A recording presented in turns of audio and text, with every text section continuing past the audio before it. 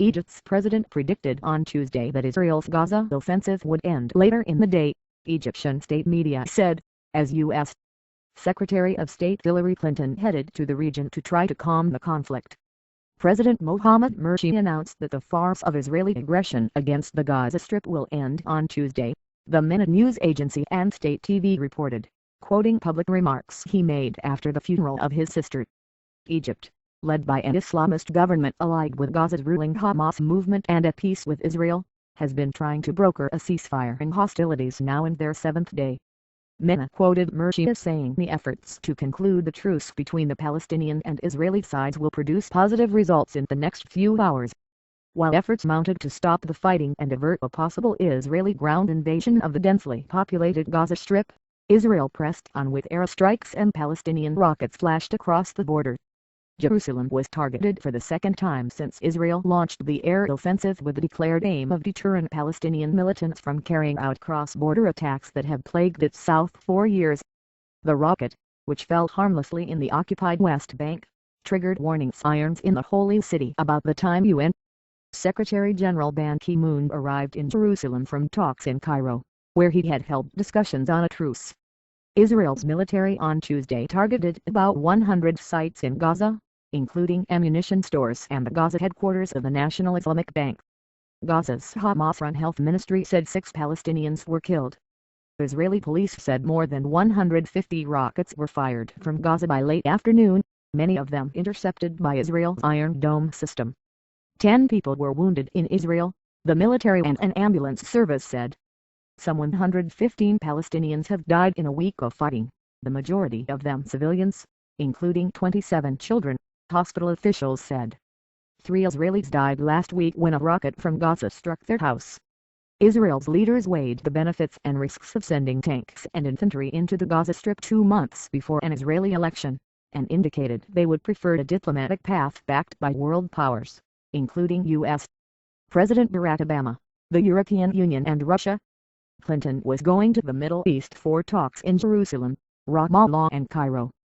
An Israeli source said she was expected to meet Netanyahu on Wednesday. Her visits will build on American engagement with regional leaders over the past days, including intensive engagement by President Obama with Prime Minister Netanyahu and President Morsi, to support de-escalation of violence and a durable outcome that ends the rocket attacks on Israeli cities and towns and restores a broader calm, the State Department official said. In Cairo, Ban called for an immediate ceasefire and said an Israeli ground operation in Gaza would be a dangerous escalation that must be avoided. He met in Cairo with Arab League chief Nabil al-Arabi and Egyptian Prime Minister Hisham Kandil before traveling to Israel for discussions with Netanyahu. Ban planned to return to Egypt on Wednesday to see Morsi. Next moves. Netanyahu and his top ministers debated their next moves in a meeting that lasted into the early hours of Tuesday. Before deciding on a ground invasion, the Prime Minister intends to exhaust the diplomatic move in order to see if a long-term ceasefire can be achieved, the senior Israeli official, speaking on condition of anonymity, said after the meeting. Hamas leader Khaled Meshaal said on Monday that Israel must halt what he described as its attack on the Gaza Strip and lift the blockade of the Palestinian territory in exchange for a truce. In the Gaza Strip on Tuesday, Hamas executed 6 alleged collaborators, whom a security source quoted by the Hamas AQC radio were caught red-handed with filming equipment to take footage of positions. The radio said they were shot. A delegation of 9 Arab ministers, led by the Egyptian foreign minister, visited Gaza in the further signal of heightened Arab solidarity with the Palestinians. Fortified by the ascendancy of fellow Islamists in Egypt and elsewhere, and courted by Sunni Arab leaders in the Gulf keen to draw the Palestinian group away from old ties to Shiite Iran, Hamas has tested its room for maneuver, as well as longer-range rockets that have also reached the Tel Aviv metropolis. Egypt, Gaza's other neighbor and the biggest Arab nation, has been a key player in efforts to end the most serious fighting between Israel and Palestinian militants since a 3-week Israeli invasion of the enclave in the winter of 2008-9. The ousting of U.S. ally Hosni Mubarak and the election of Morsi is part of a dramatic reshaping of the Middle East wrought by Arab uprisings and now affecting the Israeli-Palestinian conflict.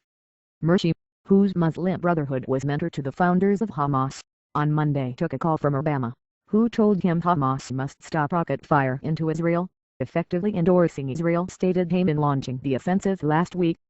Obama also said he regretted civilian deaths, which have been predominantly among the Palestinians.